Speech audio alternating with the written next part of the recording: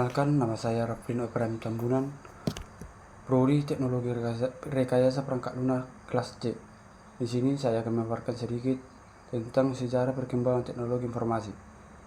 Sejarah perkembangan teknologi informasi adalah sebuah perjalanan panjang yang harus berevolusi, dimulai dari cara manusia berkomunikasi paling sederhana hingga sistem digital yang kompleks dan terhubung secara global.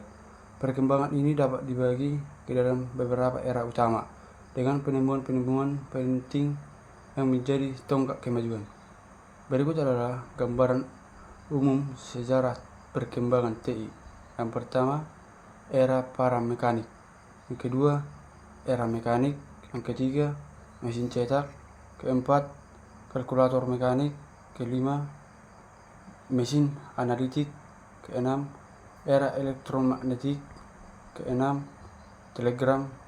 Ketujuh, telepon. Kedelapan, radio. Kesembilan, komputer elektromagnetik. Kesepuluh, era elektronik. Perkembangan TI terus berkelanjutan dengan kemajuan dalam big data, kecerdasan buatan, dan internet. Selanjutnya, pengertian teknologi informasi. Teknologi informasi adalah payung besar yang mencakup semua alat, sistem, dan teknik yang digunakan untuk mengumpulkan, mengelola, menyimpan, memproses, dan menyebarkan informasi dalam bentuk digital.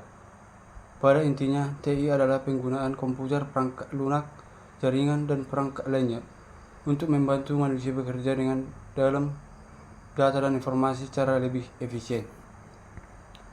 Ruang lingkup teknologi informasi TI tidak hanya sebatas komputer pribadi dan internet.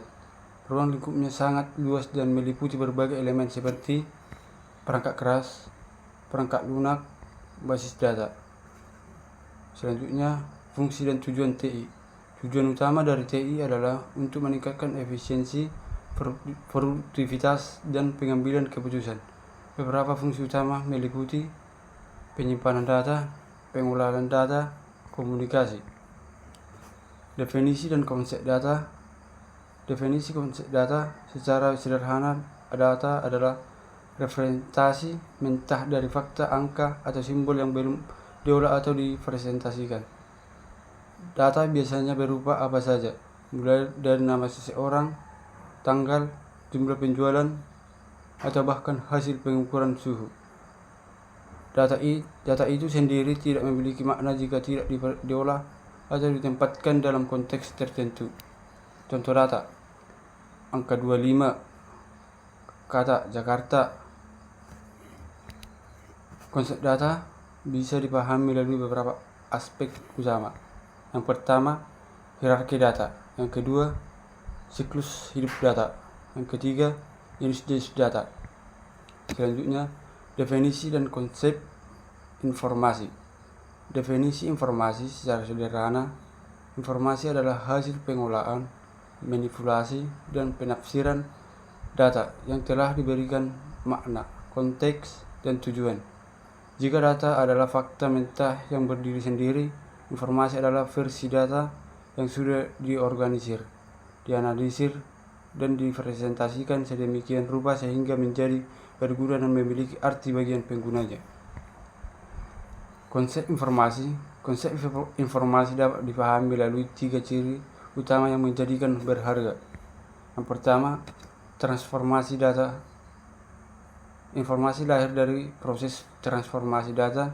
Proses ini biasanya melibatkan berbagai langkah seperti pengumpulan, pengelolaan, analisis, penyajian.